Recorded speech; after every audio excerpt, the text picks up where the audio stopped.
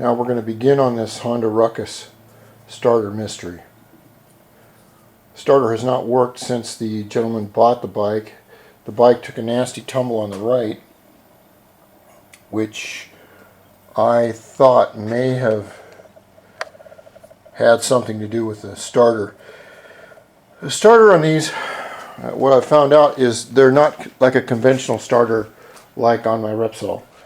These have what's called an alternator energized reverse coil something or other that energizes the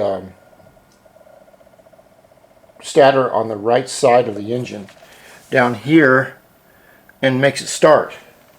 Now, in order to do that, the battery has to have a lot of juice in it.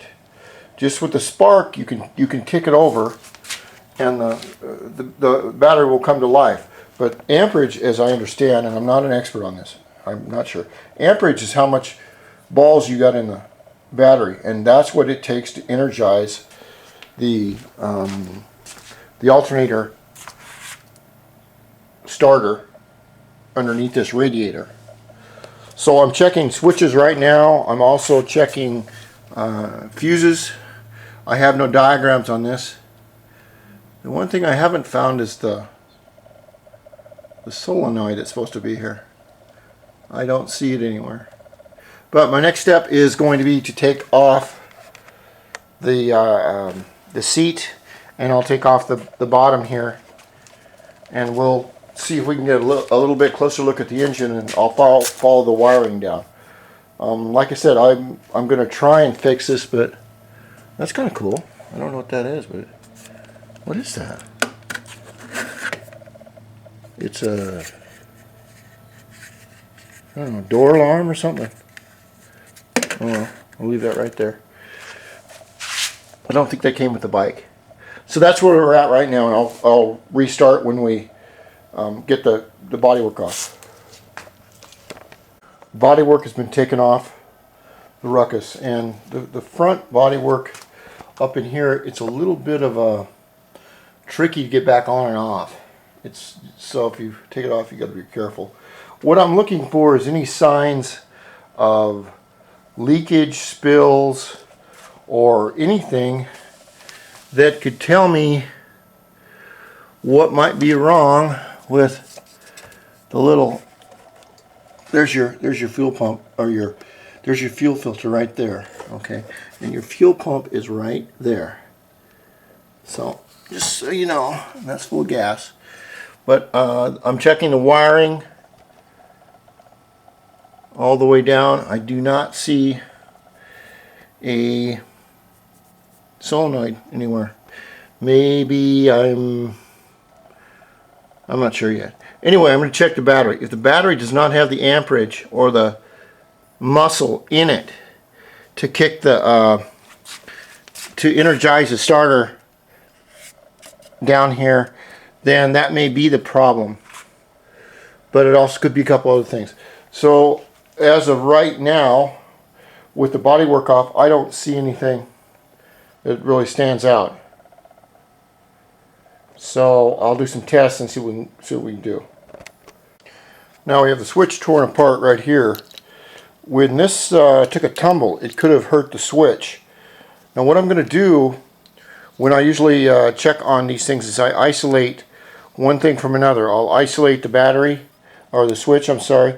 I'll isolate the switch and the wiring to look for anything. I will also isolate the battery. As you can see here, these contacts are, well, they're not, they need a little bit of love to get those, get these shining. And these need a little bit of help, just a bit. It's just one of the things I go through. What I have noticed, I have not noticed any acid leaking or anything like that. But here's something. Someone has been playing with the starter wires here. They're frayed for some reason. I don't know why, but I just noticed that. So they shouldn't be like that at all. Matter of fact. So I'll take a look at that. Maybe that is the starter wire. That's interesting. Okay. I've taken the switch apart and had a look at it because it's kind of a mystery. I've also hooked up my 450 battery, which is brand new, to the bike to see if it's the battery. And it's still got the same problem. So I've taken your old battery here and I've tried to charge it, and it's showing 0 charge on it. So what I did was I took the panels off and put some more water in it, a little bit of water, and now I'm trying to recondition it. What it looks like to me is whoever put this battery in did not put any battery acid in it, which could happen because there's a lot of dumb people that put these bikes together. So I'm going to let that charge overnight and see what we can do with this. That's where we're at so far.